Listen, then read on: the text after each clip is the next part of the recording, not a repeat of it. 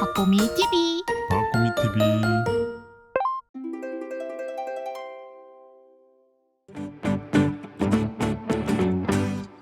안녕하세요, 박보미입니다. 오늘요 투자 마인드의 영상을 하나 준비했습니다. 오늘 주제는 나는 어떤 유형의 투자자일까, 이런 주제로 준비를 한번 해봤습니다. 편하게 볼 수 있는 영상으로 준비했으니까요, 오늘 영상은 아주 편하실 겁니다. 안녕하세요, 깨님님. 안녕하세요. 제가 요즘에 이런 생각을 좀 많이 하기도 했어요.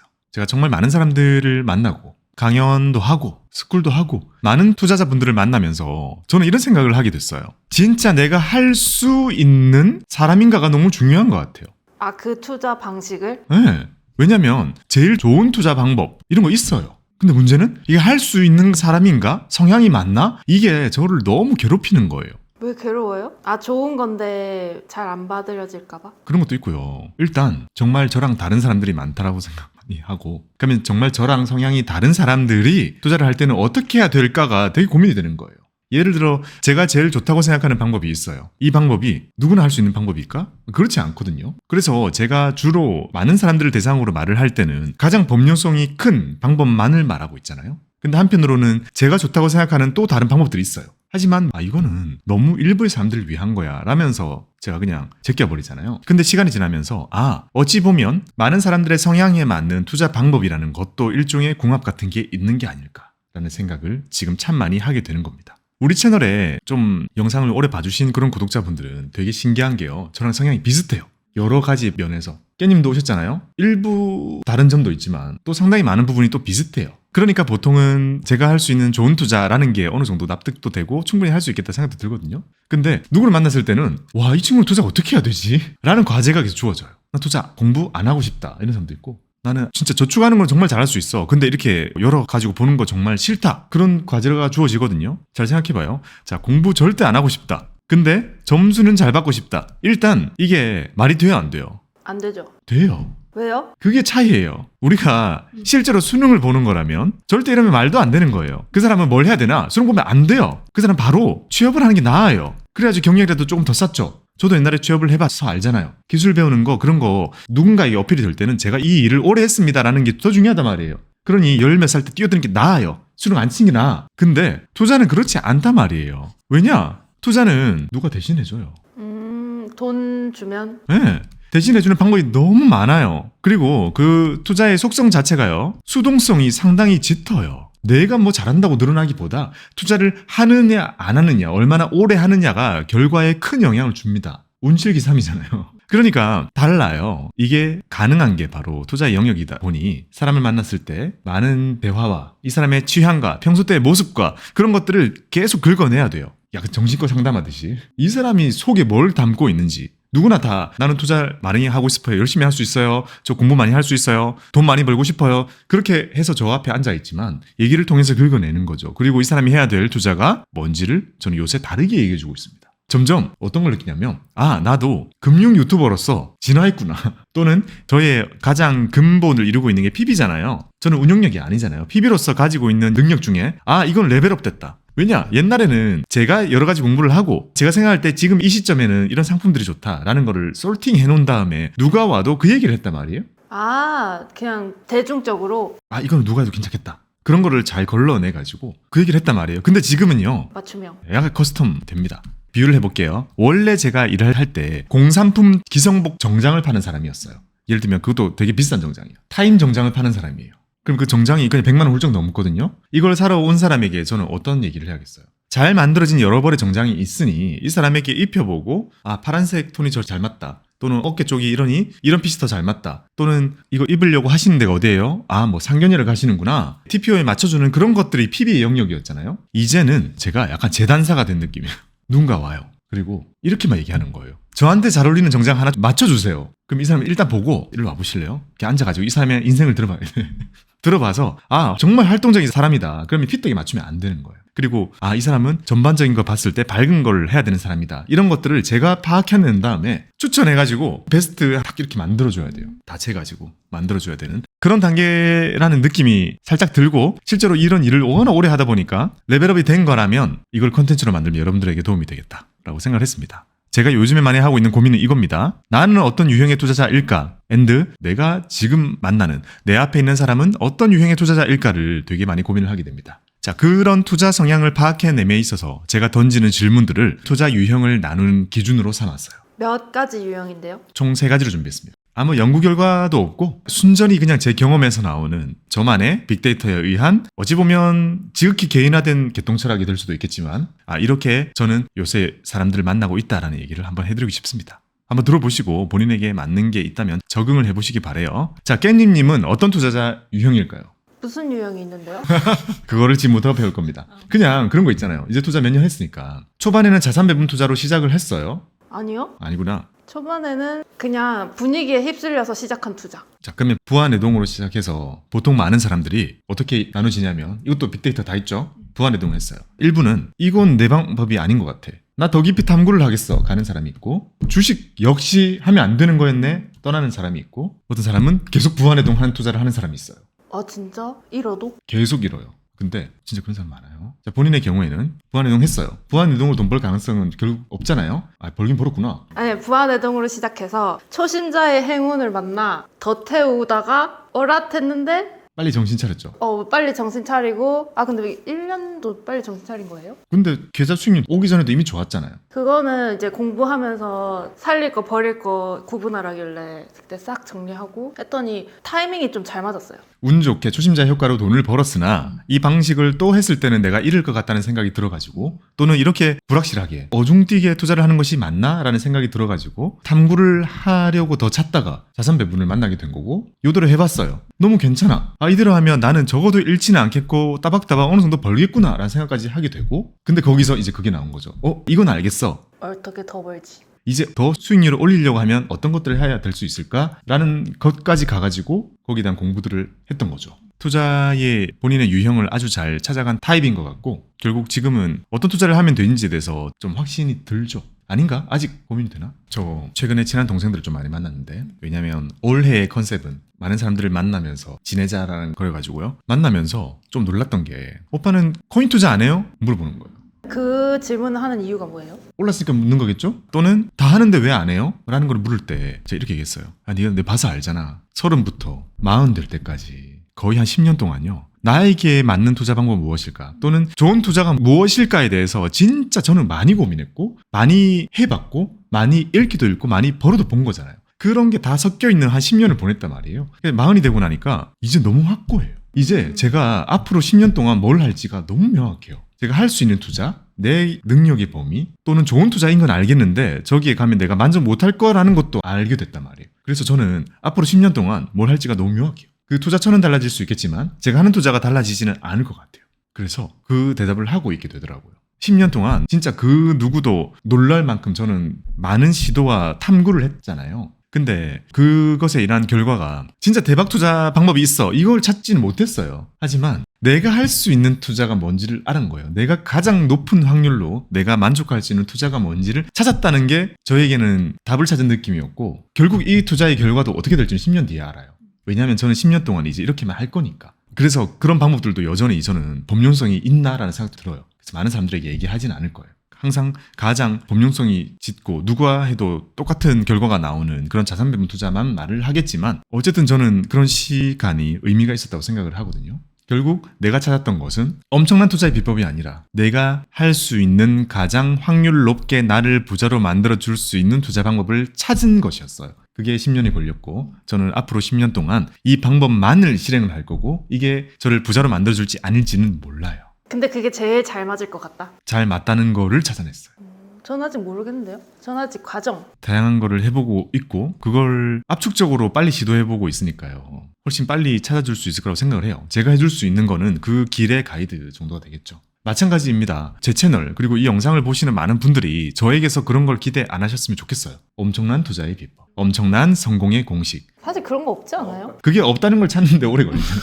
그거 없다는데 한 5년 걸리고요. 일단 5년 지나면 이거 없구나라는 걸 알게 되고 저도 찾아 헤맸던 적이 있었어요. 제가 자주 드는 예시 중에 이런 게 있잖아요. 최준철 대표님이 예전에 이런 얘기를 하신 적이 있어요. 수능을 잘 치기 위해서 우리가 해야 되는 건 공부인데 사람들이 계속 입시 설명회만 다니고 입시 전략만 계속 짜는 거예요. 계획만 계속 세우는 거죠. 실행하지 않고. 그런 실수는 우리 주변에서 너무 많아요. 예를 들어서 남자들이 흔히 하는 실수는 뭔지 알아요? 몸을 키우기 위해서 계획 짜는데 너무 많은 시간을 써요. 월요일은 가슴이랑 등만 하는 게 좋을까? 화요일은 허벅지랑 배만 하는 게 좋을까? 어떤 식단이 좋을까? 그 전략 짜고 그걸 찾는데 진짜 많은 시간을 써요. 하지만 우리가 실제로 해야 될 것은 실행하는 거죠. 운동을 하는 거고. 투자도 마찬가지인 것 같아요. 지금도 아마 많은 분들이요, 투자를 해보지 않고 계속 방법을 고민하시잖아요. 근데 제가 드릴 수 있는 게 그렇게 하면 안 된다는 거 몇 개는 말씀드릴 수 있는 거예요. 이제 운동을 하러 온 사람에게 너무 매운 거 많이 먹지 말고, 자기 전에 치킨 먹지 말고, 탄산을 좀 줄이고, 이런 얘기밖에 사실 해드릴 수 있는 게 없어요. 실제로 투자도 그래요. 하지만 많은 분들이, 혹시 영상을 보시는 많은 분들도 엄청난 투자의 비법 또는 진짜 신경 안 써도 되는 그런 자산 배분 같은 것도 황금 비율 같은 게 착 있을 거라고 좀 오해를 많이 하시.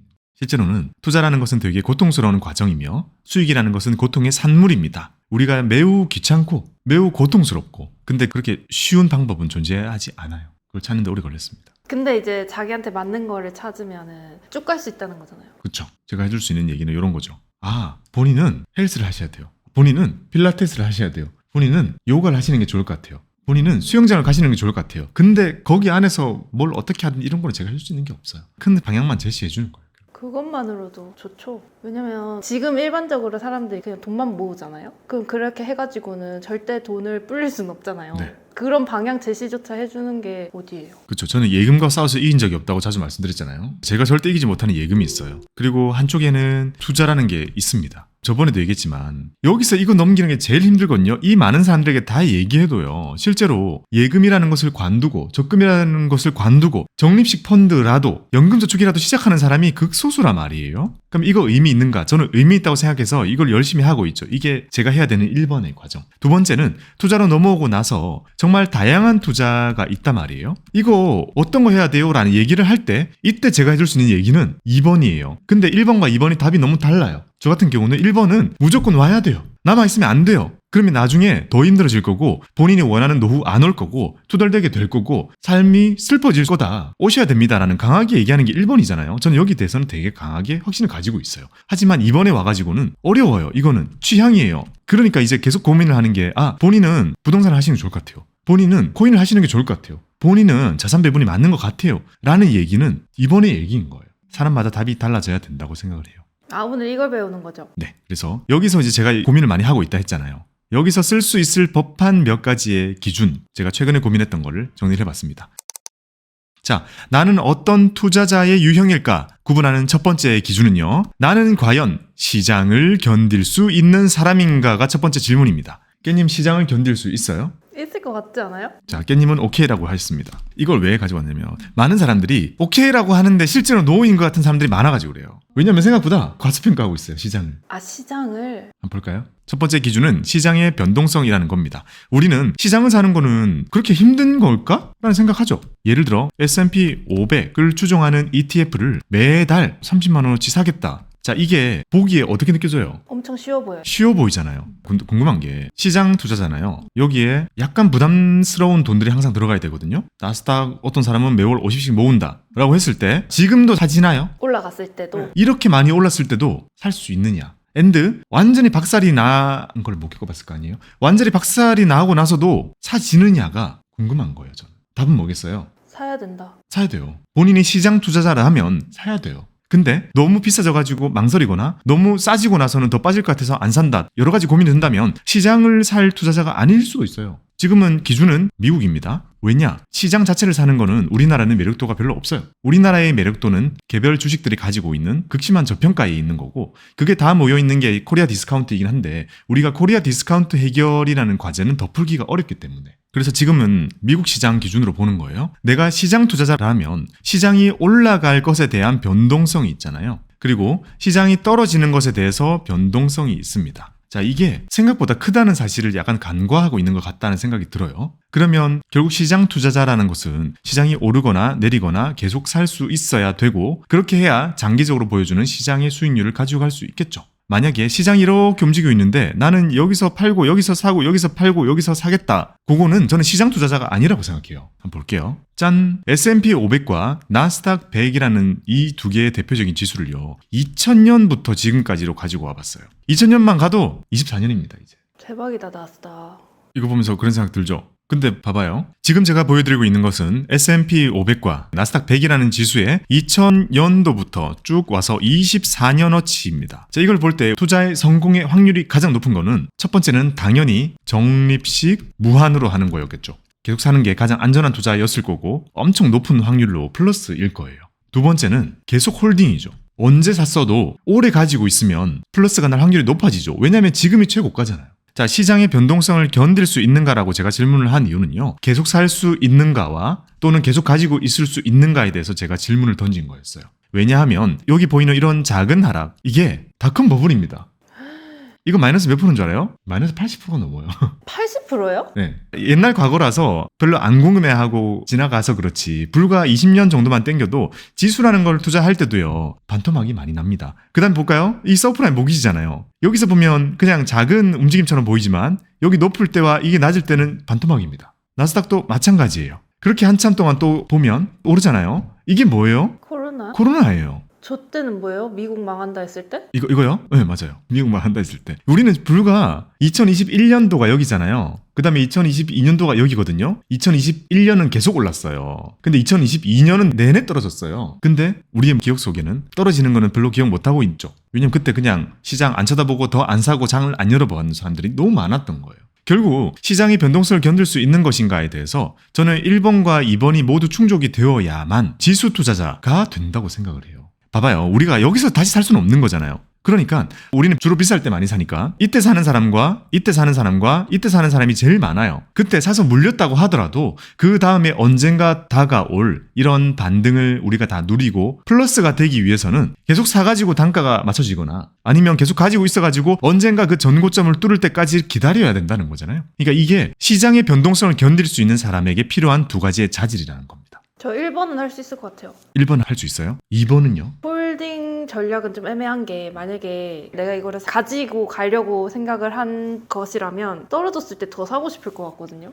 그렇죠. 근데 깨님은 지금 잘 하고 있는 건데, 예를 들면 야, 홀딩 할 바에는 더 사는 게 낫지 않아? 라고 생각한 거잖아요. 그거는 이제 깨님이 예전에는 무작정 사서 모으는 사람의 투자였다면 지금은 인베스터가 된 거예요. 인베스터는 무조건 사지 않아요. 쌀 때 더 많이 사고 비싸면 판다라는 생각이 들기 때문에 그게 가미가 되었기 때문에 지금 적립식으로 계속 사는 것과 홀딩하는 것을 그렇게 바라볼 수 있게 된 거예요. 그리고 그게 실제로 실천한다면 아마 가장 좋은 투자가 될 거예요. 대부분의 사람들은 여기까지 안 가는 게 문제예요. 그냥 높을 때만 샀다가 물린다. 네, 그게 최악인 거고, 그 다음에는 높을 때 사고 못 기다린다. 빠졌을 때 팔아버린다. 높을 때 살 때는 다 저한테 얘기해요. 저는 매달 30만 원씩, 또는 저는 삼성전자를 한 달에 한 주씩 죽을 때까지 살 거예요 라고 계획을 저한테 얘기하거든요. 근데 진짜 안 지킨다니까요. 빠지면 안 사요. 제가 그때 막 진짜 손을 잡고 얘기해요. 무슨 일 있어도 사셔야 돼요. 진짜 그렇게 얘기해요. 왜냐면 장 좋을 때와 안 좋을 때 분위기를 알잖아요. 분명히 안 살 것 같으니까 사셔야 돼요. 그 얘기를 많이 전했는데 그게 그림에 보이는 것처럼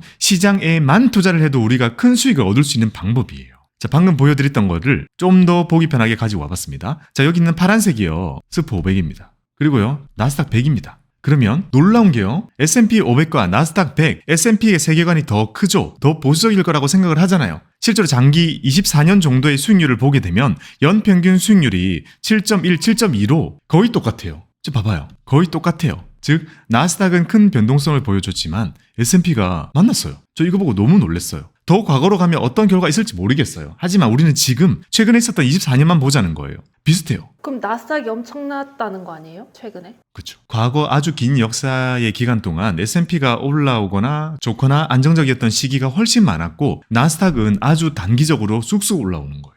일단 그 성격은 근데 우리가 이미 알고 있는 거잖아요. 대략이라도 알고 있다는 전제하에, 그러면 우리가 지수를 사는 사람이라고 했을 때 이 두 개의 지수가 보여주는 각 연도별 움직임을 보자고요. 지금 연도별 움직임을 보게 되면 밑에 있는 파란색이 S&P입니다. 나스닥의 움직임이 엄청 컸던 거예요? 실제로는 훨씬 커요. 두 번째 게 나스닥이에요. 그러면 봐봐요. 자, 여기서 파란색 보이나요? 빨간색밖에 안 보이죠? 올라갈 때 엄청 오르고 떨어질 때 엄청 떨어지고. 여기 오른 거 봐요. 나스닥 오르고 내리는 거 봐요. 우리가 잘 모르고 있는 걸 수도 있어요. 지금 이거 같이 빠졌다 같이 올랐잖아요. 실제로 나스닥이 보여주는 이 하락을 견딜 수 있어야 이걸 가지고 갈 수 있다는 거잖아요. 빨간색이 훨씬 크잖아요. 대부분. 그걸 가지고 가려면 밑에는 이거 다 견뎌야 돼요. 근데 잘 봐요. 이게 2000년부터잖아요. 닷컴 버블 터질 때 아니에요. 3년 동안 매년 40%씩 하락해요. 이걸 견딜 수 있느냐가 실제로 나스닥 투자를 할 때 저는 견뎌야 하는 덕목이라는 거예요. 여기 보면 밑에 또 이게 언제예요? 서프라임 모기지예요. S&P나 나스닥이랑 그냥 다 날아갔어요. 미국 그냥 맛이 완전히 갔으니까.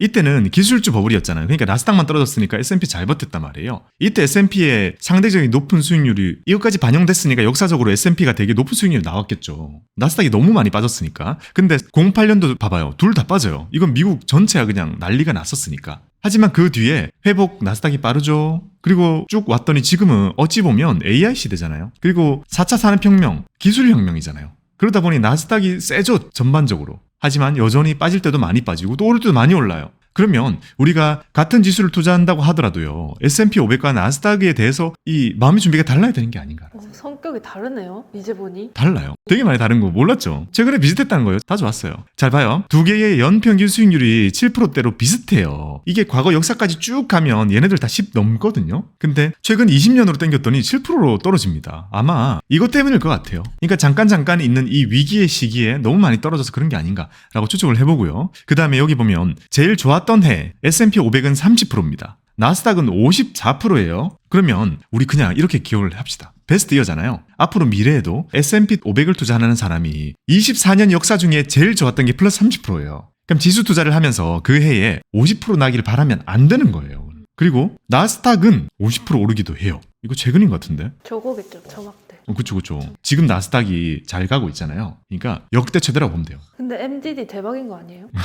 자, 넘어와서 베스트 이어랑 워스트 이어는 비슷해요. 얼추. 수치가 그렇게 차이 나지는 않는 것 같아요. 자, 맥스 드로우다운이라고 부르는, 우리가 흔히 MDD라고 부르는 이 값은요. 우리가 지금 보고 있는 기간 중에서 제일 높을 때랑 제일 낮을 때의 차이를 나타내는 건데, 자, S&P 500은 마이너스 50%밖에 안 돼요. 밖에요? 네, 왜냐면 나스닥이 마이너스 81. 그러면 꼭대기까지 갔다가 지하까지 갔던 거네요. 저걸 그때 가지고 있었던 사람은? 네. 근데 닷컴 버블이 오기 전에 제일 많이 올랐잖아요. 그게 오르고 나서 3년 내리 이렇게 떨어지는 걸 보여줬어요. 그리고 지금 나스닥이 오른 거는 아마도 지금 보이는 그림 중에는 제일 높은 정도 수준이에요. 그러니까 어찌 보면 코로나 시기와 그 후에 경험했던 것만 보고 계속 이렇게 가겠지라고는 절대 생각해서는 안 된다는 거예요. 저는 경계성 말을 해주고 싶은 거예요. 지수 투자를 한다면 생각보다 연평균 수익률은 7%인 거고 1년 동안 S&P는 30%, 나스닥은 50% 정도가 역대 베스트인 거고 떨어지는 게 이 정도까지 떨어질 수 있다는 것을 감안을 해야 그게 지수 투자라는 거예요. 지수 S&P도 반토막이 나고요. 나스닥은 마이너스 81까지 찍힌다는 의미입니다.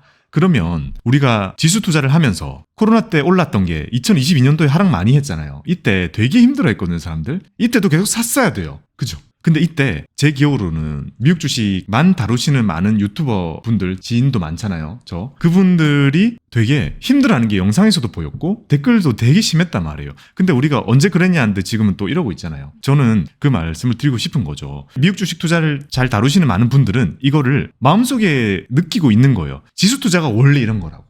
수피님도 그 말씀하셨죠. 시장 폭락했을 때 수배 챌린지라고 해가지고 우리 박살 났을 때 한 주씩 모읍시다라고 해가지고 일주일에 한 주인가? 그거를 시작해가지고 지금 몇 년째 하고 계시잖아요. 그런 것도 이 투자의 과거라는 이 속성을, 이 시장이 보여주는 변동성, 이거에 대한 속성을 아신다면 할 수 있었던 얘기라고 저는 생각을 하는 거예요. 그거는 시장 원래 이렇다는 거예요. 원래 때로는 이렇게 심한 하락을 보이기도 하지만 어쨌든 장기적으로 쭉 보면 미국의 시장이라는 것은 우상향 계속 해줬다는 거잖아요. 이게 버핏 할배가 얘기했던 미국을 의심하지 마라, 뭘 할지 모르겠으면 지수를 사라라고 얘기하는 것들이 이 그림이 보여주는 그 안정성을 얻어가라는 거예요. 근데 우리가 그거를 하기 위해서라도 우리의 마음속에 필요한 것은 S&P는 적어도 반토막, 나스닥은 마이너스 진짜 80%라는 것이 일어날 수 있다라는 것을 마음을 준비하고 있어야 된다는 거예요. 하락이 온다는 예언하는 게 아니에요. 하지만 우리는 준비가 되어 있어야 됩니다. 견딜 준비. 그렇죠. 그래야만 우리는 시장 투자자라고 할 수 있고, 그래야만 S&P 500을 계속 사거나 나스닥을 계속 사거나 그걸 저는 해도 된다고 생각을 해요. 왜냐, 이걸 모르고 나스닥 모으는 게 진짜 짱이구나, 지금 본 걸로만 가지고 지금부터 모아가잖아요. 그러면 만약에 향후 20년 동안 이런 일이 생긴다 이러면 또 팔거나 아니면 더 사지 않거나 아니면 아예 떠나 있거나 이런 후회를 할 수 있다는 겁니다.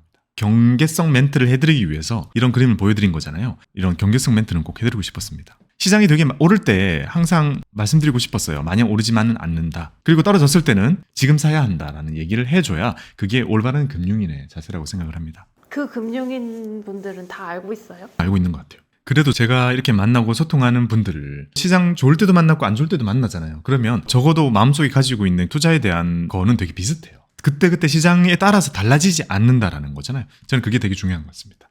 아무튼 시장 투자자라면 우리가 단순히 그냥 스프 500 사고 나스닥 100 그냥 계속 모으면 돼 라는 생각 좀 나이브하게 하고 있었다면 이 시장 투자자가 견뎌야 되는 시장의 변동성이라는 것은 위로는 한 30%, 아래는 한 마이너스 50%를 어느 정도 우리가 감내할 수 있어야 되는 마음이라고 생각을 하고요. 만약에 자 이게 충분히 받아들여진다. 많이 투자를 해본 사람들은 어떤 생각하죠? 마이너스 막 20% 나잖아요. 괜찮네 이래요. 이 정도면? 이 정도면 아직 할만한데 라는 얘기를 막 한단 말이죠. 자, 그런 내성이 만약에 생겨 있는 사람들이 가야 될 곳은 어디예요? 저는 가치 투자자가 되어야 된다고 생각을 하는 거예요. 더 넘어가면 가치 투자라는 것은 싸게 사서 비싸게 팔겠다라는 거잖아요. 그러니까 장기적인 시장의 성장, 인류의 발전에 투자하는 게 아니라 내가 좋아하는 기업을 좀 싸게 사서 바이로우, 셀하이, BLSH 적어도 시장 투자자로 시작을 하는 거는 저는 너무 좋은 방법이라고 생각을 하거든요. 근데 이걸 해보다 보면 뭐야 시장이 이렇게 오르기도 하고 이렇게 떨어지기도 하네라는 것을 겪고 느끼셨다면 그 다음으로 갈 수 있는 방법은 결국 오른쪽에 가치 투자라는 생각을 하는 거예요. 자 이거는 위로 무한히 열려있죠. 자 아래로는요 저는 가치 투자를 했을 때 이게 없어질 거라고 생각을 하진 않거든요. 공부를 그렇게 하고 분석을 해서 들어가는 기업이 하루아침에 없어진다고 생각하진 않아요. 그건 테마 투자나 부안해동 투자했을 때 있을 수 있는 일이기 때문에 이렇게 봤을 때 저는 그래도 한 요렇게 시장보다는 깊어야 되니까 이렇게 두고 하는 게 가치 투자라고 생각을 해요. 마이너스 70까지 떨어진다고요? 이론적으로. 왜냐면 얘보다는 깊어야 될 거 아니에요. 시장보다는. 아니 근데 보통 가치 투자자는 비쌀 때 안 사잖아요. 그런 반전이 또 있군요. 그냥 이거 연율로 환산하는 거니까. 이게 MDD가 아니니까. 근데 결국 이거잖아요. 보면 가치 투자라는 것은 위로는 무한히 열려있고 아래로는 거의 투자 원금이라는 게 막혀있게 되지만 그리고 수치는 이렇게 적었지만 실제로 마이너스 폭을 결정하는 건 뭐죠? 안전마진이죠. 그 기업이 가지고 있는 안전마진이 되는 거잖아요. 보통은 알고 들어갔지 않아요? 자, 안전마진이라는 것을 각자가 자기의 공부와 능력에 맞게 공부를 해서 들어가는 거잖아요. 그러면 공부를 많이 하고 분석을 많이 하고 경험이 많은 사람은 안전마진이 훨씬 클 것이기 때문에 마이너스 폭은 실제로는 되게 작겠죠. 즉 가치 투자자가 하는 행위 자체는 싸게 사서 비싸게 팔아야 되겠다는 것이고 싸게 사겠다는 것은 안전 마진을 최대한 챙겨가겠다라는 매수 전략을 하겠다는 것이고 위로는 그게 실현이 될 때까지 기다리겠다라는 그런 개념의 투자가 되는 거잖아요. 저는 이게 인베스터 영역으로 가는 투자라고 생각을 해요. 그래서 시장을 겪고 나서 꼭 가야 된다고 생각을 하는 거죠. 근데 왜 시장 투자자 앞에 자산 배분 투자자예요? 그걸 여기 적어놓은 이유는요. 봐봐요. 내가 시장 투자자가 힘들 것 같다면 오히려 시장을 사는 것보다 더 보수적인 게 자산 배분입니다. 그러네. 지금 오늘 표를 가지고 오진 않았지만 자산 배분의 MDD는 마이너스 20을 넘지 않아요. 근데 자산 배분 투자하려면은 적당히 공부해야 되잖아요. 그렇죠. 공부를 해야 돼요. 그래서 약간 그런 차이가 있는 거예요. 지금 제가 의도한 건 뭐냐면 누구나 시장 투자자로서 진입을 하는 게 되게 좋은 거다. 근데 이 시장의 변동성이라는 게 생각보다 크다고 했잖아요. 이게 견뎌지면 가치 투자로 가는 거고 못 견디겠으면 자산 배분으로 가라는 거예요. 왜냐면 이거는 위로의 기대 수익률도 좀 줄이고 밑에 리스크는 좀 많이 줄여지는 그 미학을 이용하는 거예요. 이것도 줄어지지만 밑에 있는 이게 더 많이 줄기 때문인 거거든요. 그러니까 우리가 자산 배분을 투자하는 사람들은 수익을 낮추기 위해서가 아니라 이게 비대칭적이에요. 이거 낮추는 것보다 이 리스크 낮아지는 게 더 크기 때문에 수익률을 어느 정도 포기하더라도 나는 MDD를 20% 이내로 줄여가지고 오래오래 투자를 하면서 이런 시장의 변동성으로부터 벗어나고 싶다라는 투자 전략인 겁니다. 결국 우리가 시장의 변동성을 받아들여가지고 이거는 이제 아무것도 아니야 라고 해가지고 가치 투자로 가는 사람과 이것도 나는 힘들어 자산 배분으로 가야 되는 사람이 나뉘어진다는 거고 그런 사람들은 시장에 투자하는 게 기준이 되어야 된다고 생각해서 첫 번째 기준은 시장 투자자인 겁니다. 그리고 다행히도 운 좋게도 시장에 첫 진입하는 사람들이 가치 투자를 하거나 자산 배분을 하지 않아요. 그게 다행이에요? 다행인 거죠. 시장에 진입해서 이 양쪽으로 가줘야 저는 이상적이라고 생각을 하는데 다행히도 지금 현 시장은 보통 불타올 때 많은 사람들이 시장 진입자로 투자를 시작하니까요. 근데 저렇게 자산 배분으로 시작하거나 가치 투자자로 시작하면 더 좋은 거 아니에요? 아니면 경험을 다 겪어보고 선택을 하는 게 낫다라는 주의? 그럴 가능성이 잘 없죠. 가치 투자자로 바로 시작할 가능성이 있어요. 그런가? 저거 되게 공부 많이 해야 되고 오래 기다려야 되는 저 투자를 첫 투자로 시작할 수 있는 가능성이 너무 적고 자산 배분 투자도 투자를 좀 해보거나 경험이 있는 상태에서 선택을 많이 하죠. 그리고 지금 예금에서 넘어오시는 분들도 많잖아요. 자산 배분. 그렇게 넘어오시는 분들도 어느 정도는 시장 투자에 대한 학습치가 있어요. 가족이 했다거나 친구가 했다거나 이제 여기 첫 번째 기준에서도 파악할 수 없는 경우는 어떤 거냐면 시장이 불타오를 때 개별 주식을 고점에 산 사람들 그 시장을 그냥 떠나버리잖아요. 그거는 저희 아쉽다는 거예요. 그러니 지금도 마찬가지입니다. 누군가가 저에게 나 이제 투자를 시작해보려고 해. 뭘 할까요? 라고 물어봤을 때 제가 그 워렌 버핏 책 아니면 뭐 피터 린치 책 주면서 너는 같이 투자를 시작하게 될까? 이런 얘기 안 하잖아요. 그 이유는 라이트하게 지금 연금 계좌 또는 ISA 아니면 주식 계좌 터 가지고 S&P 500 사봐. 나스닥 100을 사모아봐. 이렇게 많이 얘기를 하고 있는 이유가 이런 겁니다. 그걸 해보면 내가 이 기준 1번에 따라서 나 이제 뭔가 된 것 같아. 더 다음으로 갈 수 있겠어. 또는 나는 자산 배분 가야 될 것 같아. 나 아직 준비가 안 된 것 같아. 라고 느껴지겠다는 거죠. 이 기준이라는 것은 내가 시장 투자자인 것인가에 대해서 기준을 삼고 그 양쪽에 이런 다소 대치되는 투자들이 있다라고 이렇게 볼 수 있는 거죠. 시장 투자자를 우리가 베타 투자라고 볼 수 있고 가치 투자를 알파 투자라고 볼 수 있는 거라면 이 자산 배분 투자는요. 베타 면역 투자라고 볼 수 있는 겁니다. 너무 정신없이 됐네요. 화면이. 자, 넘어갈게요. 이런 기준이 있는 거예요.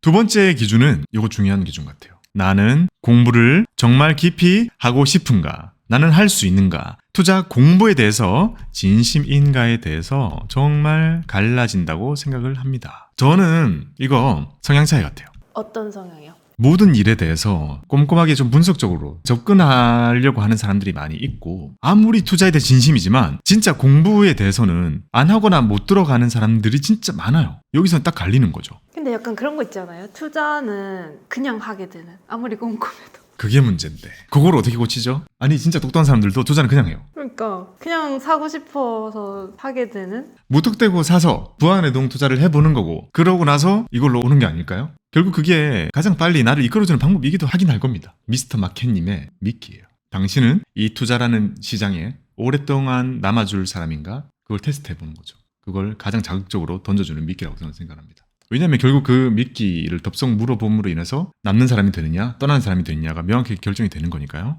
짠! 깊은 공부가 기준이 두 번째입니다. 저는 이게 해야 된다, 안 해야 된다의 개념이 절대 아니라고 말씀을 누차드리고 있습니다. 왜냐? 공부를 전혀 하지 않아도 할 수 있는 것이 투자이기 때문이고 그게 돼 있는 것이 지금의 환경이기 때문입니다. 당연히 공부를 많이 하면 결과가 좋아지는 것은 망고의 진리예요. 근데 그것만 가지고 너무 기준을 갖다 대게 되면 아무도 투자하면 안 돼요. 생각해봐요. 공부 진짜 열심히 해서 그 기업에 대해서 완벽하게 알고 투자할 수 있어요 라고 하게 되면 못해요. 다 직장을 다니잖아요. 그럼 직장을 안 다니고 금융업에 종사하는 사람들만 투자를 해야 되는 아이러니가 생기거든요. 근데 현실은요. 진짜 그런 사람들이 투자해주는 상품이 다 있잖아요. 저는 이 기준을 중요하게 생각을 하는 겁니다. 저는 이 두 번째 기준에 의해서는 이렇게 투자자를 구분을 해주고 싶어요. 콜렉터와 인베스터와 트레이더와 갬블러입니다. 자, 콜렉터 말 그대로 뭐예요? 사모으는 사람. 모으는 사람이에요. 모으는 투자자 우리 많이 봤죠. 우리 수강생 구독자 중에 진짜 많아요. 콜렉터 특징이 뭐예요? 공부 별로 안 해요. 진짜 공부 별로 안 해요. 심지어 제가 놀랬던 거는 뭐냐면요. 진짜 큰 돈을 오랫동안 계속 사모으셨거든요. 제 유튜브를 처음부터 보셔가지고 2019년도부터 사모으셨더라고요. 근데 2019년도부터 지금까지는 정말 엄청난 시장의 급등락이 있었잖아요. 그 기간 동안 공부를 하나도 안 했어요. 안 하고 그냥 제가 그때 투자라는 게 좋은 겁니다라고 얘기를 해가지고 몇 개 얘기하는 그런 ETF들을 진짜 기계적으로만 사모았대요. 그러면 지금은 당연히 수익률 좋겠죠. 나중에 힘든 시간 또 와요. 또 사겠죠. 그 먼 훗날에는 또 좋겠죠. 승자가 될 거예요. 그래서 저는 많은 사람들이 공부를 안 하는 단순히 모으는 콜렉터가 되는 것에 대해서 찬성을 하기 시작했어요. 근데 약간 전제가 있지 않아요? 그래도? 그냥 무작정 모을 수는 없잖아요. 무작정 모으던데? 아니 그래도 고민님은 어떻게 보면 걸러서 영상을 올려주는 사람이잖아요. 근데 만약에 이런 거 없이 약간 미끼로 하는 영상 올려주는 사람들도 있잖아요. 아예 다른 걸 샀다라는 것은 제 전제에 없어요. 제가 여기서 콜렉터가라는 것은 미국 지수, 미국 배당주, 뭐 슈드 모으기 이런 거 있잖아요. 그 다음에 엄청 우량 기업들 요 정도의 범위예요. 다른 걸 사는 거는 계산에 없었어요. 다른 걸 무작정 모을 수도 있잖아요. 이상한 거를 계속 콜렉팅하는 사람은 없지 않아요, 근데? 아니 그런 사람은 없는데 이 기준을 보고 내가 지금 산 거 그냥 계속 모아가야지 이런 사람 있을 수 있으니까. 그래요. 그러면 안 돼. 이게 가능한 이유는 정말 장기적으로 투자를 했을 때 플러스가 되게 높은 것들을 실제로 사모으셨고 그리고 다행히도 몇 년 지나 봤더니 도중에 빠지기도 했는데 결국 오르더라 라는 것을 느끼셔가지고 계속 지속할 수 있는 사람들, 지수를 공부 안 하고 계속 모으는 그런 콜렉터가 되는 것은 저는 요즘에 찬성하는 쪽으로 생각이 바뀌고 있다는 거예요. 나스닥 모으기, 스프 500 모으기, 그 다음에 슈드 모으기, 삼전 모으기, 요런 방식을 선택하는 것도 좋은 투자가 될 수 있다고 저는 생각을 이제 해요. 원래는 아니었어요? 원래는 그렇게 얘기 안 했어요. 그거는 여러분들이 지수의 하락을 실제로 못 겪어봐서 할 수 있는 행위일 거다. 지수가 빠지면 마음이 바뀔 거다라고 제가 항상 얘기를 했었거든요. 저는 많은 사람들이 인베스터가 되기를 바랬거든요. 왜냐하면 제가 봐온 대부분의 투자에 성공한 사람들은 인베스터였기 때문에. 근데 최근에 제가 느낀 거는 콜렉터가 많이 보이기 시작했어요. 저런 성향을 가진 사람도 많더라. 생각보다 많이 있더라. 그러니까 저는 이런 성향이 좀 못 되거든요. 예를 들면 공부를 안 하고 시장을 안 보고 모으는 거 제가 잘 못하고 저는 완전히 그 속에 있는 타입이다 보니까 예를 들어 누군가가 형 나 진짜 그냥 매월 한 20만 원씩 쭉 이것만 살게. 형 하나만 얘기해줘. 이렇게 얘기하거든요. 그럼 저는 그냥 요새 얘기해요. 슈드 사라고. 딱 봐도 그냥 공부 안 할 것 같거든요. 근데 공부 안 하는 사람이 넌 투자하면 안 될 것 같으니 예금만 해라는 얘기를 하면 안 될 것 같은 거예요. 그러니 너 진짜 공부 안 할 거지? 형 나 할 생각 없어. 앞으로도 안 할 거지? 나 그냥 형이 사라는 것만 살게. 근데 그런 친구에게 제가 보고 있는 개별 주식 얘기할 수는 없잖아요. 결국 너 그럴 거면 그냥 나스닥 100 사거나 아니면 슈드 사라고 해요. QQQ 사거나. 근데 그게 합리적이겠죠. 미국 주식이라는 것이 지수가 분명히 앞으로도 우악 떨어질 거예요. 근데 그런 친구들은 계속 사요. 딱히 묻지도 않아. 나중에 시간 지나서 나중에 만나가지고 많이 빠졌다가 올라온 거 어떻게 견뎠노 이러면 뭘 견뎌야 해? 어떤 느낌인지 알겠죠? 그러니 제 기준은 이건 거예요. 저는 예금과 지금 십수년째 싸우고 있잖아요. 투자가 어려워서 투자 공부를 안 하기 위해서 예금을 택하지는 말라는 거예요. 콜렉터가 되어도 충분히 할 수 있다는 거예요. 그리고 지금 여기 보이는 자 전원주 선생님이 수십억, 수백억이나 여기까지 있었는데 엄청난 주식 부자예요. 자 과연 전원주 선생님이 공부를 많이 했어요? 모르지 않아요, 근데? 아니 많이 할 수도 있겠다. 하지만 적어도 제가 아는 한 선생님께서 주로 해주셨던 말씀은 강연을 갔는데 기업들 강연 갔는데 애들이 너무 똘망똘망 해가지고 주식을 샀다 이렇게 말하시거든요. 그렇게 주식을 사면 되느냐 했을 때 인베스트 기준에서 보면 그렇게 주식을 사면 안 된다고 답을 하잖아요. 저도 그렇게 답을 했는데 요새는 그렇게 생각하지 않는다니까요. 그렇게 주식 살 수 있어. 하지만 그게 진짜 엄청 큰 대기업 또는 미국의 우량주 또는 지수 또는 장기적으로 살 수 있는 배당주 그런 전제가 충족이 된다면 그거 된다고 생각을 해요. 두 번째는 인베스터입니다. 인베스터는 뭐예요? 콜렉터가 아니에요. 바이 로우예요. 셀 하이잖아요. 콜렉터랑 다르게 비싸면 안 사요. 버핏 할배가 맨날 하는 얘기가 뭐예요? 살 게 없다. 시장이 비싸지면 현금 비중 역대 최대 지금 250조 현금 가지고 있거든요. 그런 게 계속 뉴스가 나오고 회자가 되는 이유는 뭐예요? 그 사람이 안 사더라. 그럼 시장이 비싼 건가? 그럼 우리가 그걸 경계하고 듣기 위함인 거잖아요. 인베스터는 바이로우 셀 하이를 해야 되는 사람이고 우리나라에는 대표적으로 천철 대표님이 계시죠. 자, 이런 분들은 공부 그냥 비교가 안 되기 많이 합니다. 이게 직업이잖아요. 그러니까 절대 따라갈 수 없어요. 직장인으로서 또는 저처럼 크리에이터 활동이 많은 사람 절대 따라갈 수 없어요. 그러면 우리가 해야 되는 방법은 뭐예요? 인베스터가 되기 위해서는 두 가지예요. 그래도 이 방식으로 내가 공부를 늘리거나 회사를 다니면서 매일 자기 전에 2시간 주식 공부 시간을 늘리거나 아니면 주말에 스터디를 나가거나 공부를 늘려가지고 내가 싸게 살 수 있는 공부를 하겠다라는 거잖아요. 그 다음 두 번째는 뭐예요? 맡긴다. 맡기는 거예요. 우리가 액티브 펀드 사는 것에 대해서 지금 너무 시장이 낮게 평가하고 있어가지고 제가 아쉬워서 그래요. 왜요? 액티브 해주면 더 좋은 거 아니에요? 근데 그 시장 커지는 거 봐봐요. 거의 안 늘어요. 진짜? 아니 더 비싸서 그래요? 늘고는 있는데 그 비중이나 이런 거 보면 인덱스 펀드랑 ETF나 이런 거랑 비교가 아예 안 돼요. 그러니 저는 저번에도 말씀드렸다시피 사모펀드에 있는 많은 선수들이 공모펀드로 조금씩 넘겨와 주고 있다고 했잖아요. 근데 그게 우리 반응이 너무 약하니까 더디다 말이에요. 더 많이 우리가 이용해주고 하면 옮겨올 거거든요. 결국 그 중에 좋은 거를 선택하는 건 우리의 몫인데 그게 더 많이 와주게 하기 위해서는 이런 방법이 있다는 것에 대해서 우리가 그렇게 제껴두고 생각하면 안 된다는 거예요. 이거 되게 좋은 방법입니다. 예를 들어 가치 투자에 대한 공부를 우리가 이런 분들이랑 비교하면 안 될 거 아니에요. 이거는 마치 일반 병사랑 특전사랑 비교하는 거거든요. 그럼에도 불구하고 내가 계속 공부를 해야 되는 건 맞아요. 그러니까 이 방법 1번과 그래도 내가 너무 바쁘고 안 될 것 같다면 내 투자는 다른 걸 하고 이 영역에 있어서는 적어도 맡겨야 된다는 거예요. 공부 안 하고 가치 투자를 하는 거는 안 되기 때문에. 공부 안 하고 인베스터가 되는 거는 안 되기 때문에. 즉 두 번째 기준은 내가 그래도 시간을 내서 깊은 공부를 할 것인가 안 할 것인가. 안 할 거면 콜렉터가 되어야 되는 거고 콜렉터에 어울리는 주식을 사야 된다는 거예요. 그에 반해서 내가 공부를 스스로 하는 인베스터가 되겠다. 너무 좋고 그렇지 않겠다라고 하더라도 공부 안 하고 인베스터가 되면 안 되는 거예요. 맡겨야 되는 거예요. 그리고 그 방식에 대해서 너무 우리가 평가절하를 절대 해서는 안 된다는 겁니다. 나머지 두 가지 방법들이 있습니다. 자, 트레이더는 저는 이렇게 표현을 하고 싶어요. 단타꾼?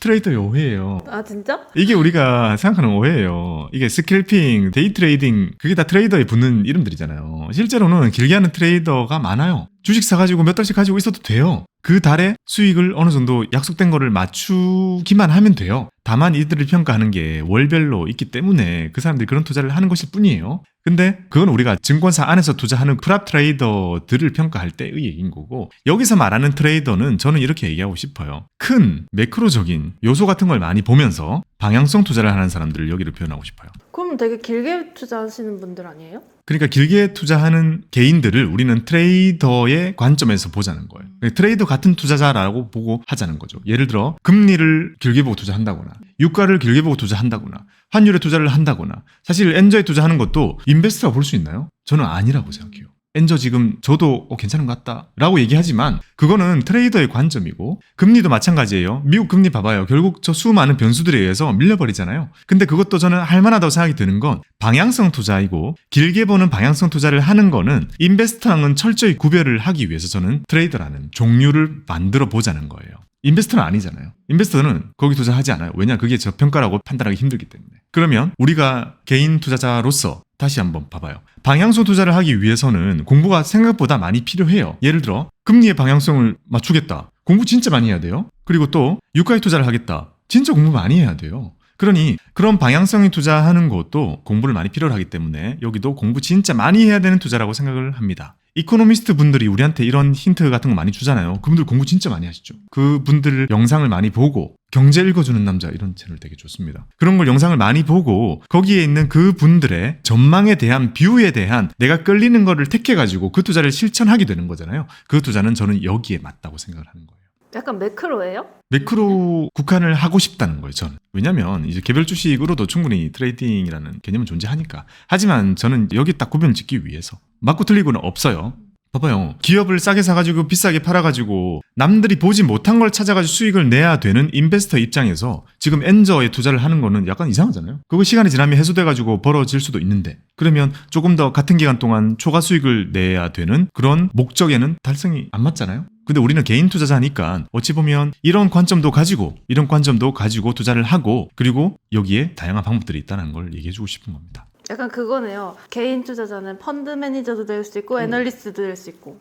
너무 좋은 비유입니다. 개인 투자자가 성공하기 위해서는 펀드 매니저와 애널리스트가 다 되어야 됩니다. 펀드 매니저라면 큰 그림을 잘 봐야 될 것이고, 애널리스트라면 기업을 깊이 잘 파야 되는 거죠. 그리고 각각의 방법에 대해서도 모든 것이 혼자로도 가능한 시기이자 다 간접 투자가 활성화되어 있다라는 얘기를 해주고 싶은 거예요. 자, 마지막은 갬블러입니다. 이거는 도박. 그렇죠. 도박에 가까운 투자라고 생각을 해요. 이건 뭐라고 표현할까요? 이건 방향성 투자도 아니에요. 이 영화에 나온 게 뭐예요? 덤머니라는 영화, 제가 옛날에 여기 시사회 다녀와가지고 깻님이랑 같이 영화를 보고 왔잖아요. 여기서 나온 종목이 뭐예요? GME잖아요. 게임스탑이잖아요. 이거는 매크로가 아니죠. 방향성도 없어요. 가치평가 안 돼요. 밸류 안 나온단 말이에요. 근데 이 당시에 이렇게 낮게 들어갔던 사람은 가치평가하고 들어간 거 아니었어요? 가치평가로도 제대로 안 나왔어요, 그때. 그거는 여기 샀던 이 사람이 개인적으로 가지고 있는 이 기업에 저평가됐다는 게 생각? 뇌피셜? 그렇죠. 남들을 그렇게 설득할 만한 요인은 있지 않았습니다.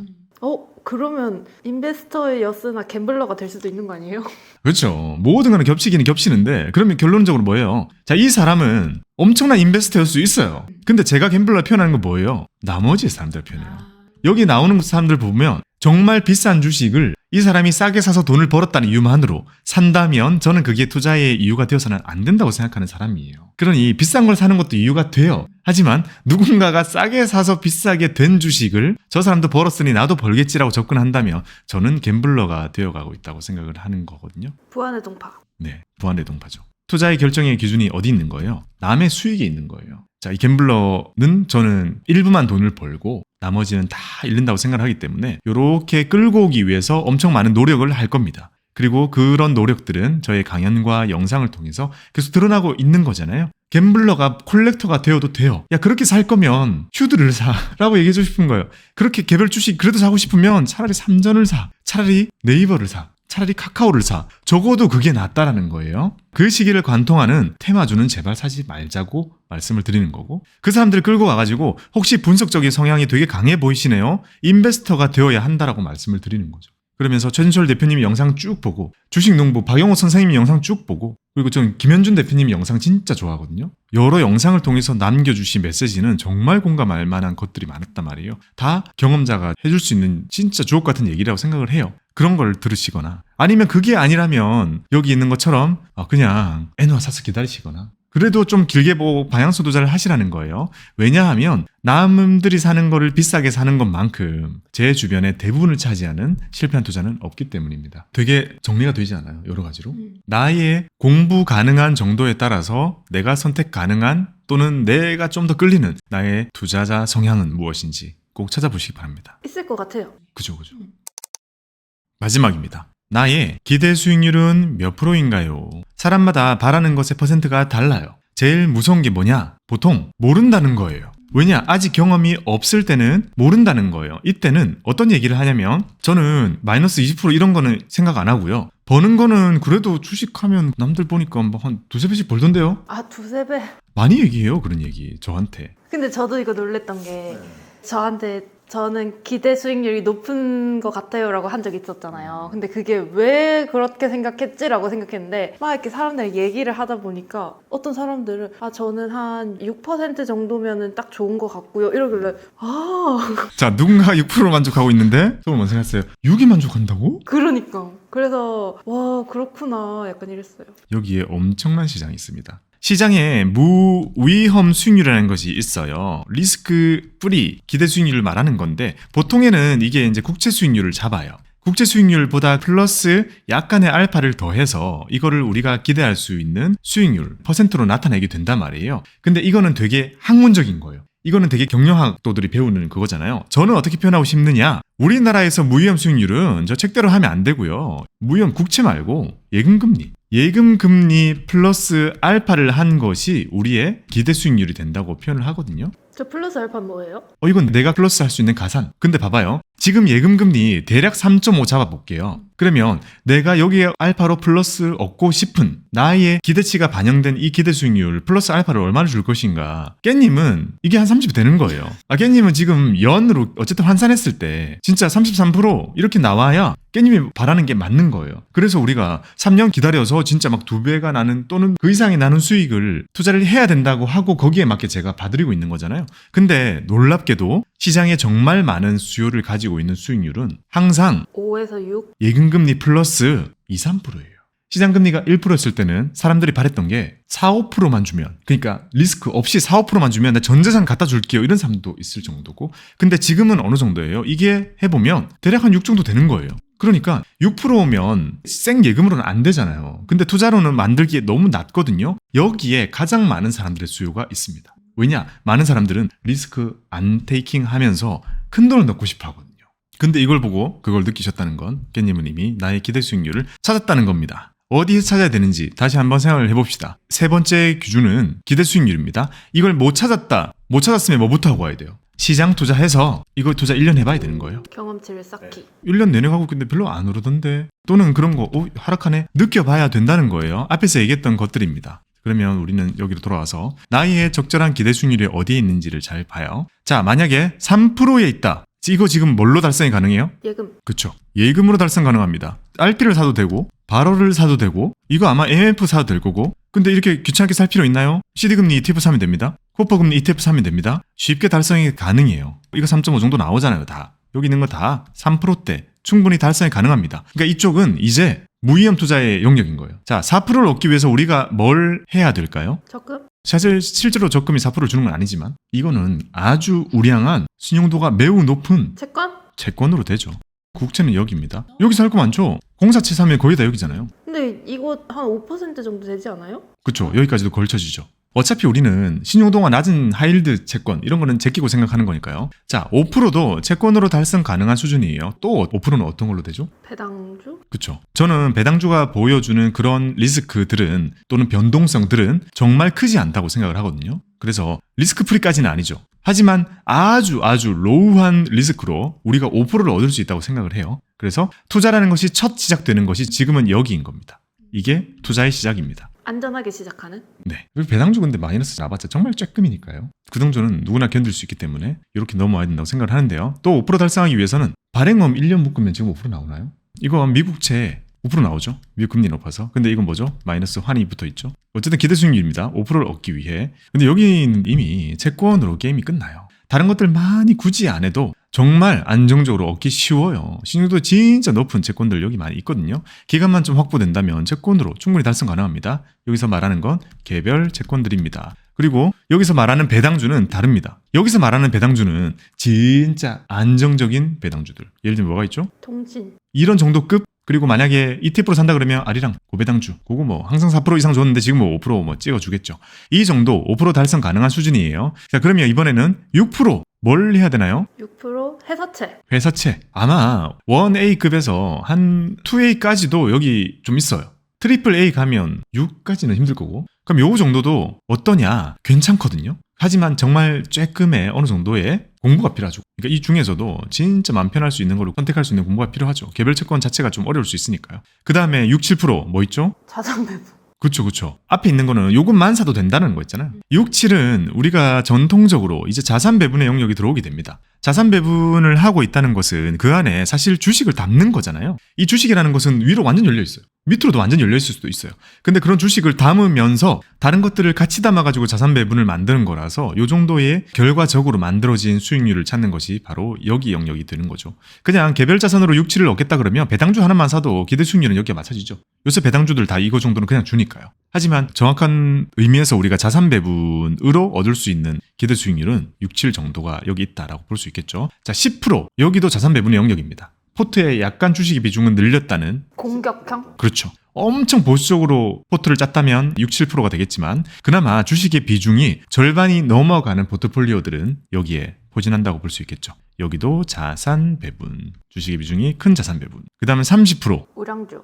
그렇죠. 요거는 어떠한 특정 기업들을 살 때 엄청 우량한 기업의 주식들을 산다고 했을 때 당연히 빠지는 것도 감안된 기대 수익률은 저는 연 30% 정도라고 생각을 합니다. 넘지 않는다고 봐야 되는 거죠. 실제로 피터 린치 선생님이 수십 년 동안 냈던 깨지지 않는 펀드의 수익률이 연 29%입니다. 하지만 우리가 지금 말하는 건 기대 수익률이잖아요. 그러니까 지금 우리가 특정 어떤 주식을 살 때 마음가짐을 어느 정도로 가져야 되는가에 가까운 거예요. 과거의 통계치를 막 가지고 오는 것은 크게 의미가 없어요. 그리고 이번에는 100%를 내가 기대할 수 있다는 것은 어떠한 투자를 해야 되느냐의 의미입니다. 연 100%라는 건 따블입니다. 가치 투자. 그렇죠. 이거는 저는 가치 투자가 시작된다고 생각해요. 가치 투자가 아니라 그냥 대기업들만 사가지고 연 100%가 넘는 거는 그 대기업들 중에 테마를 탄 기업 말고는 없어요. 그렇게 많지 않습니다. 자, 연 100% 가장 가까운 것에는 화장품 주식들이 아마 1년 전으로 돌아가면 거의 100% 넘게 찍거든요. 그럼 1년 전으로 돌아가서 가치 투자자들만 화장품을 살 수 있었을 거라고 생각을 해요.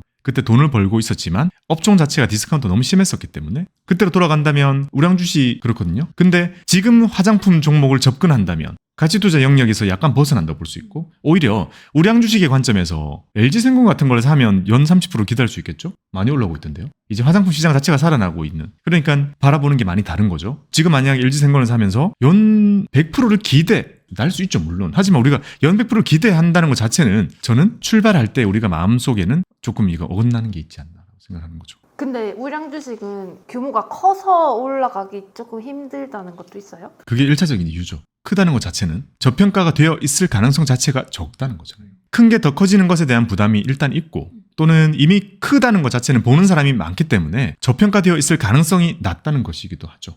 그만큼 미래가 되게 밝을 경우에는 선반영되어 있을 가능성도 많고요. 하지만 가치 투자로 넘어와서 거의 1년 반 전이 되겠죠. 그때로 돌아가서 화장품 주식을 살 수 있다는 것은 업종 자체가 소외되어 있었기 때문에 디스카운트가 심했는데 그 속에서 우리가 잘 알지 못하는 작은 기업들이 돈을 되게 잘 벌고 있었기 때문인 거잖아요. 여러 가지의 복합적인 이유들이 있을 겁니다. 자, 마지막으로 1000%. 이거는 둘 중에 하나입니다. 정말 날 것의 투자, 정말 좋은 투자 그 자체이거나 사기예요, 이건. 날 것에 좋은 투자의 좋은 예는 뭐예요?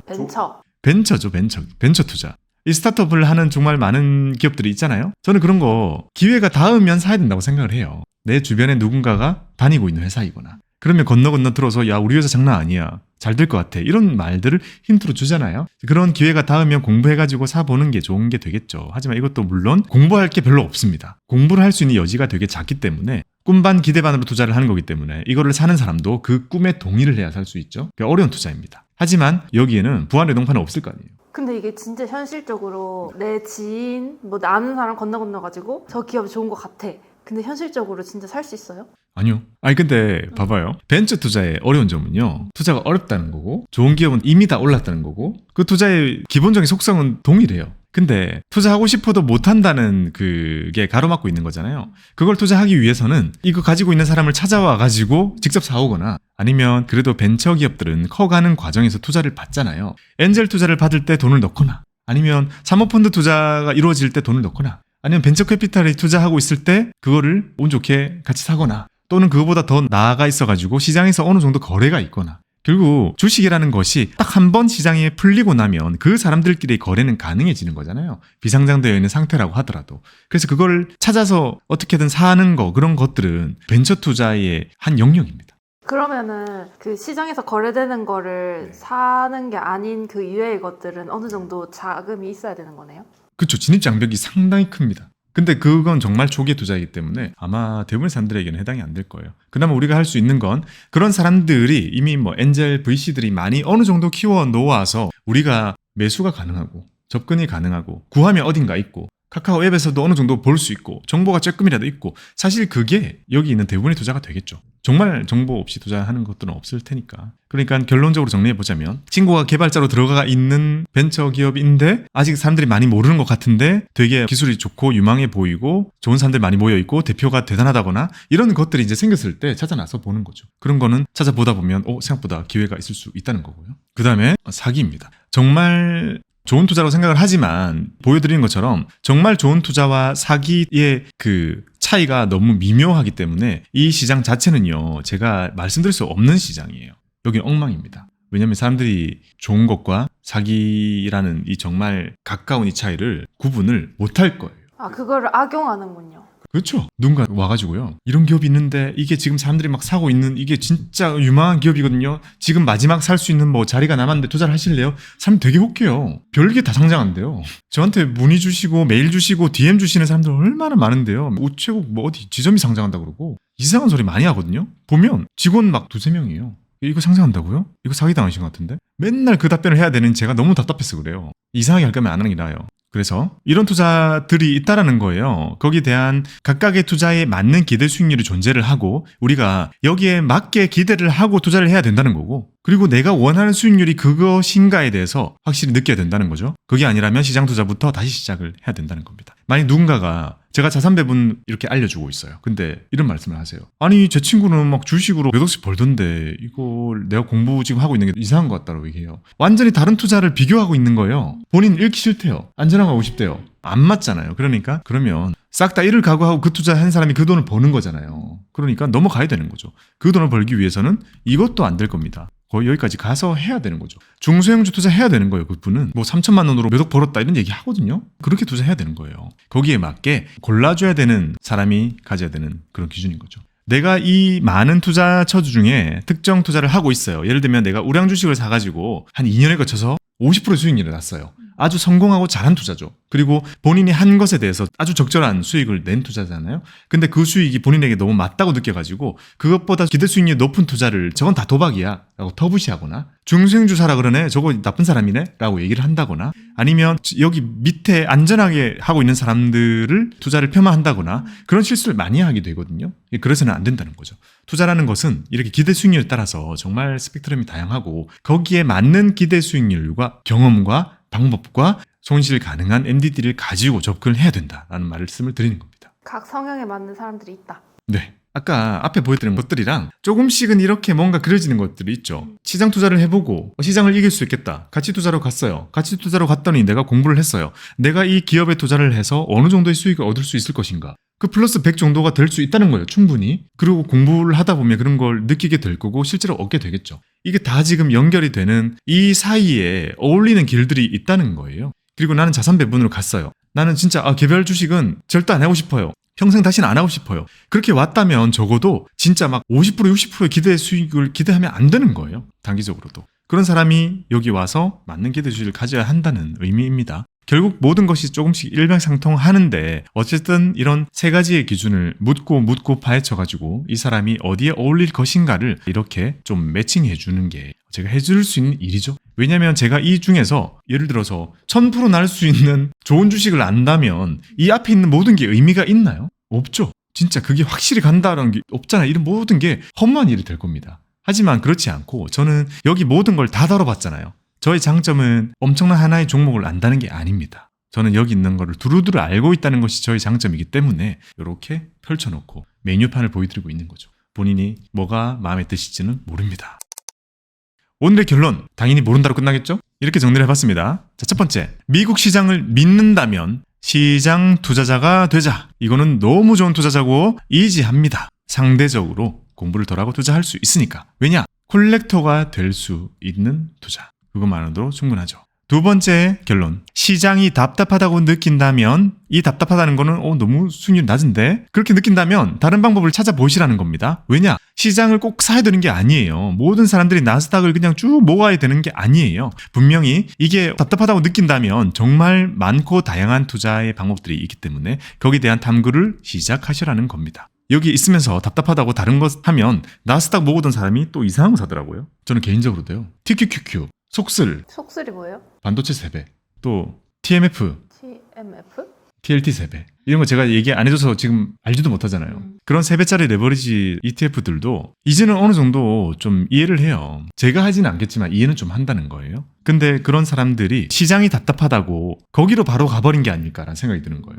이 시장에다가 레버리지를 쓴 거예요. 그렇게 해서 기대 수익률을 높인 거잖아요. 저는 근데 그것보다 위에서 말씀드린 것처럼 기대 수익률을 높이기 위해서 아예 다른 방법을 찾는 게 좀 더 현명한 것 같아요. 아, 저렇게 레버리지는 더 위험해지는 거니까? 네, 시장이 내가 원하는 대로 올라줘야 되고 시장이 그냥 횡보하거나 요동쳐 버리면 수익률이 망가지게 됩니다. 자, 결론 세 번째. 공부가 자신이 있다면 이것도 제가 답답해서 한 얘기가 공부만 하시는 분도 있어요. 우리 수강생분의 친구분 있잖아요.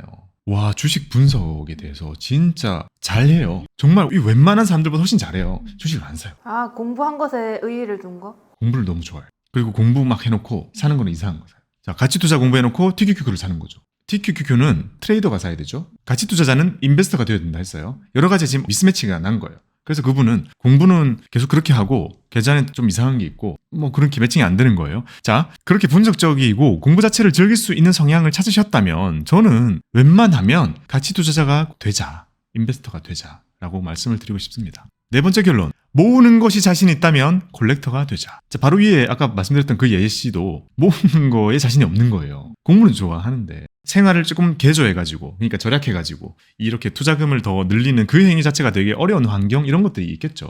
근데 어떤 사람들마다 공부는 진짜 하기 싫은데 내가 짠테크는 진짜 잘해가지고 모으는 건 잘해라고 한다면 콜렉터 꼭 되어라라고 말씀드리고 싶은 거예요. 왜냐? 짠테크 하시는 분들이 보수적인 성향이 클 가능성이 크거든요. 그러면 뭘로 가는 줄 알아요? 콜렉터로 안 가고? 예금?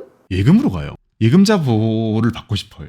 보수적인 성향이 여기로 가는 거예요. 그러니까 투자랑은 못 오르는 거예요. 하지만 투자로 와도 그 모으는 걸 좋아하시는 또는 그런 짠테크를 잘하시는 그 성향 자체는 콜렉터가 될 수 있고 이거는 충분히 투자를 잘할 수 있는 전략이고 그게 지수를 사든 우량주를 사든 좋은 결과를 가지고 올 수 있는 가능성이 크기 때문에 꼭 투자로 끌고 오고 싶은 거죠. 콜렉터가 되자. 다섯 번째 결론. 어떤 것도 자신이 없다면 간접 투자하자는 겁니다. 간접 투자하자.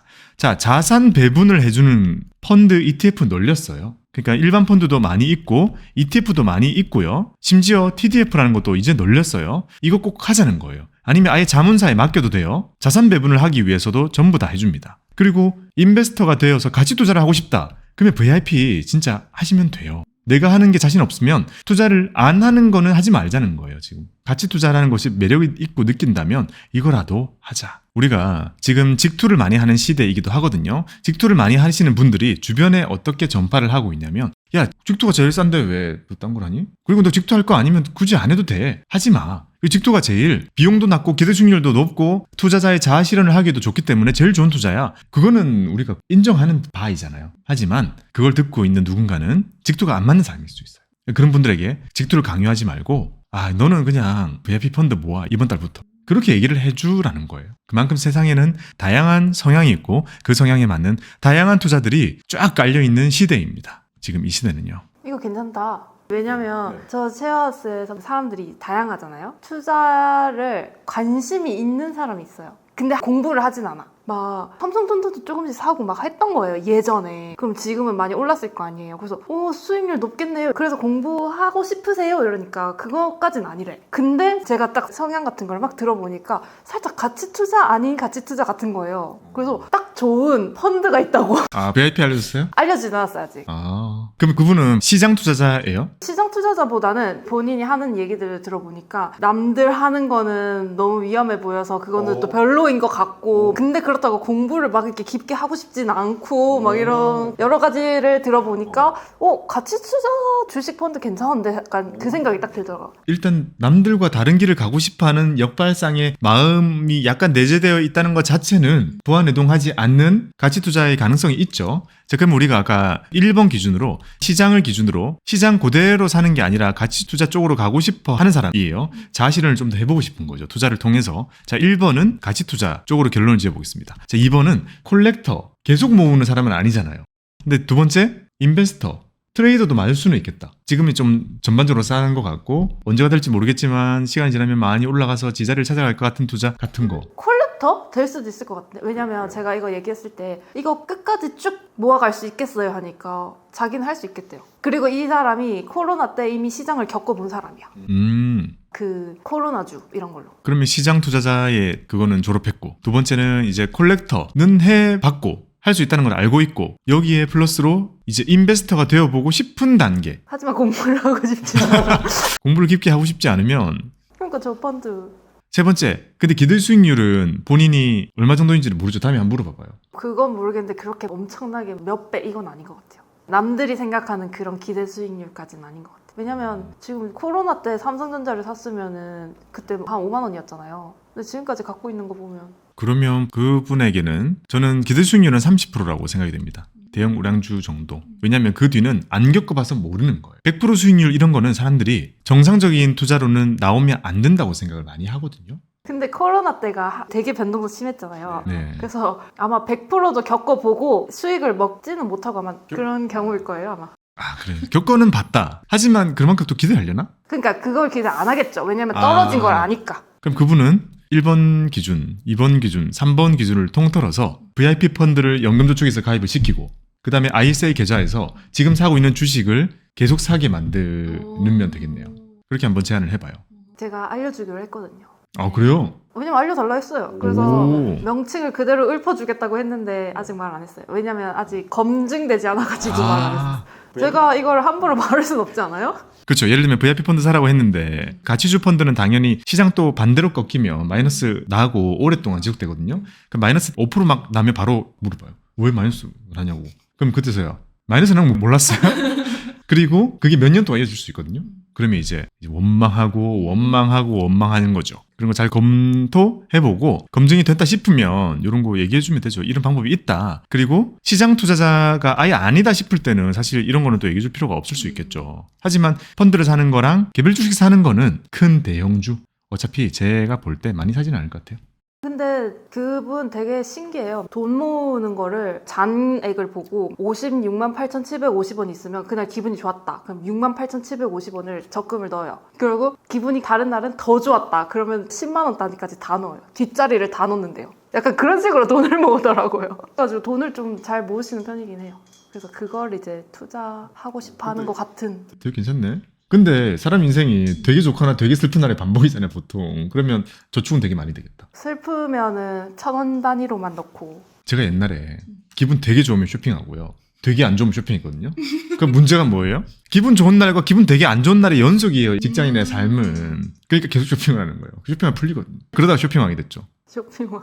자, 재밌네. 이제 나에게 투자를 물어보는 누군가에게 한번 물어봐 보세요. 너 시장 투자는 해봤니?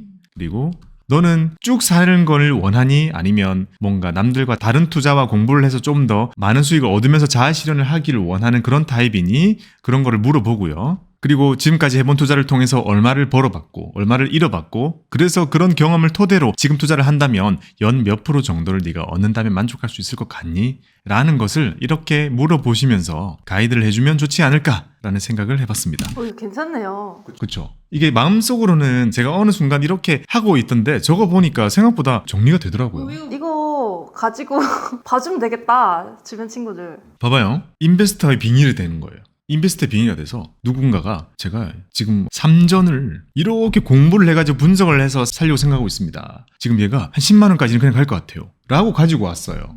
제 기준에는 어떤 생각이 드냐면 이 많은 공부를 해서 사기에 삼전은 너무 아깝지 않나. 봐봐요. 8만 원까지 왔잖아요. 8만 원까지 온 상태에서 10만 원까지 갈 수 있는 확률을 계산하기 위해 공부를 많이 했어요. 근데 그 분이 공부를 많이 할 수 있었던 그 근간에는 삼전이라는 우량한 회사이기 때문에 안전마진이 클 거다라고 생각하는 부분이 있는 거잖아요. 그러니까 저는 되게 아쉬운 거죠. 제가 되게 자주 하는 얘기잖아요. 삼전은 그렇게 공부 안 하고 사도 돼요. 높지 않을 때만 사면 되는 거예요? 그리고 이 얘기를 옛날에도 했고 지금도 하고 있지만 그러니까 쌀 때도 했잖아요. 순간적으로 이렇게 빠졌을 때도 했잖아요. 근데 올랐을 때도 저는 그냥 똑같이 얘기해요. 사다가 비싸게 사는 날이 올 수도 있어요. 하지만 계속 사는 게 삼전입니다. 미국의 빅테크 같은 종목들, 그리고 지수들, 콜렉터들이 접근 가능한 종목이라고 저는 생각을 하는 거예요. 누군가가 공부를 많이 해서 삼전을 사겠다고 하게 되면 삼전을 사는 것 자체는 우량주 투자, 그리고 삼전이 쌀 때가 충분히 많이 있었잖아요. 그리고 그때 삼전 충분히 올라갈 거다라고 얘기하는 IT 유튜버들 또는 애널리스트 분들 진짜 많았어요. 저는 그 시간 동안 증권사들의 애널리스트 방송만 보잖아요. 진짜 많았어요. 그냥 그때 못 산 거예요. 그때 사기만 하면 됐던 거예요. 그래서 트레이드의 영역으로 충분히 있었다고 생각해요. 쌀 때 사면 돼요. 그렇게 사면 돼요. 그래서 그렇게 공부해서 살 거면 차라리 중소형주를 투자해 보셔라 라고 얘기를 해보고 싶은 거죠. 중소형주 중에는 변동성이 그만큼 훨씬 크지만 공부를 하고 접근한다면 안전마진을 훨씬 많이 가지고 갈 수 있는 기대수익률 높은 투자를 할 수 있다는 거예요. 그 다음에 어떤 사람이 물어와서 엔화 지금 사기 괜찮아요? 자, 엔화 ETF 또 빠졌던데 지금 사기 괜찮아요? 물어보면 우리는 그때 모드를 뭘로 바꿔야 돼요? 트레이드 모드로 이제 바꿔야 되는 거예요. 거기에 빙의해가지고 살만하죠. 근데 오래 기다리셔야 될 거예요. 환율이라는 것은 분석이 불가능하고 기업처럼 재무제표 뜯어본다고 나올 만한 것도 아니고 미래에 있는 뭔가 기대할 수 있는 이익이라는 것도 존재하지 않아요. 세상이라는 걸 알 수 없고 변수가 많은 건데 우리가 여기에 방향성 투자를 시작하는 거라면 꾸준히 모아가야 될 거고 시간이 좀 지난다면 그래도 어느 정도 올라갈 확률이 더 높지 않나요? 라고 만약에 우리가 얘기해 준다면 그거는 트레이더 모드가 딱 된 겁니다. 그 다음 또 누가 와가지고 진짜 공부 안 하는 초년생 사촌동생이 와가지고 나 취업했어 나 이제부터 저축해야지 근데 저축하다가 투자도 해야 된다 해가지고 나 뭐부터 사는 게 좋을까라고 처음 물어봤어요. 그러면 너는 콜렉터가 되어봐. 그리고 시장 투자자가 되어봐. 너는 지금부터 IS에 터가지고 한 달에 약간 부담스러운 돈 30만원 또는 50만원어씩 나스닥 100 ETF를 계속 사봐. QQQ를 사봐. 미래는 알 수 없어요. 초년생이 50만원어치 매달 넣는다? 나스닥 100에 그거 되게 센 거예요. 근데 한 2년 해봤죠? 그 결과가 되게 좋을 수도 있고 안 좋을 수도 있지만 저는 그 정도의 가치가 충분히 있을 만큼의 경험을 안겨줄 거라고 생각해요. 그 딱 세 번째 예시 사촌 동생한테 말해놨거든요. 걔가 관심을 가져 하길래 딱 그 예시를 그대로 넣었어요. 걔한테. 걔가 하고 있대요. 결과가 궁금해서 계속 하라고 하려고요. 지금은 플러스 났겠죠? 이거 시작한 지 한 3개월 됐나? 그래서 당부에 말했죠. 떨어져도 무조건 사라. 그 사촌동생이 지금은 되게 기분 좋을 거예요. 매달 사는 게. 근데 떨어지기 시작하면 계속 빠지거든요.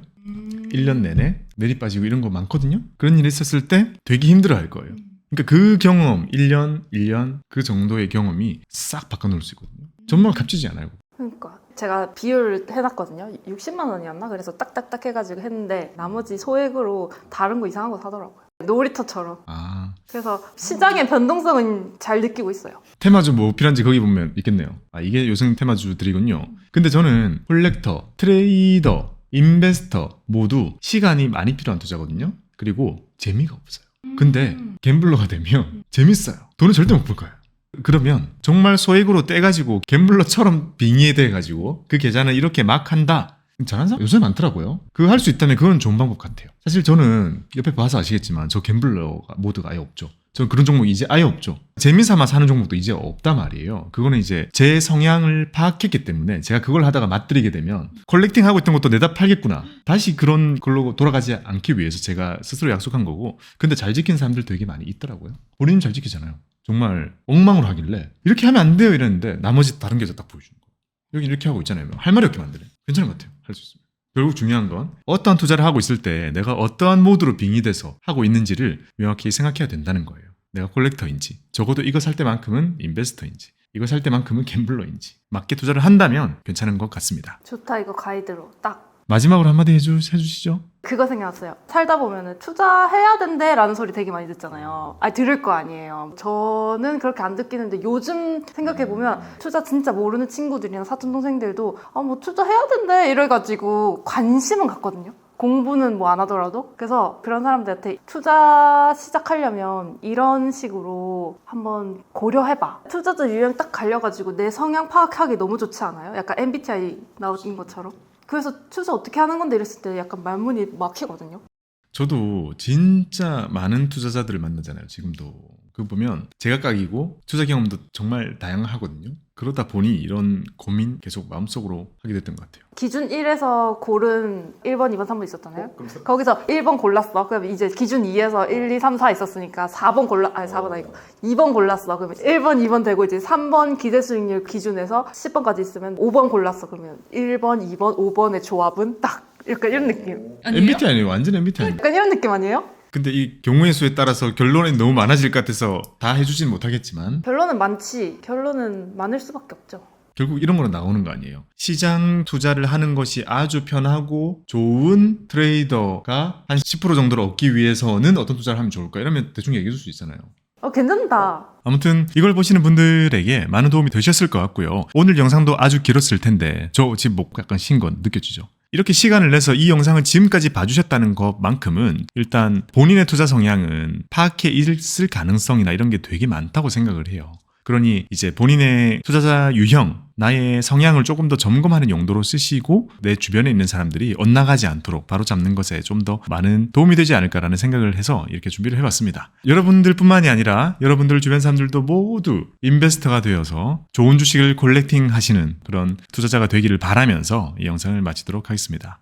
여러분들 성공 투자를 기원합니다. 감사합니다. 박보미 TV 박고미 TV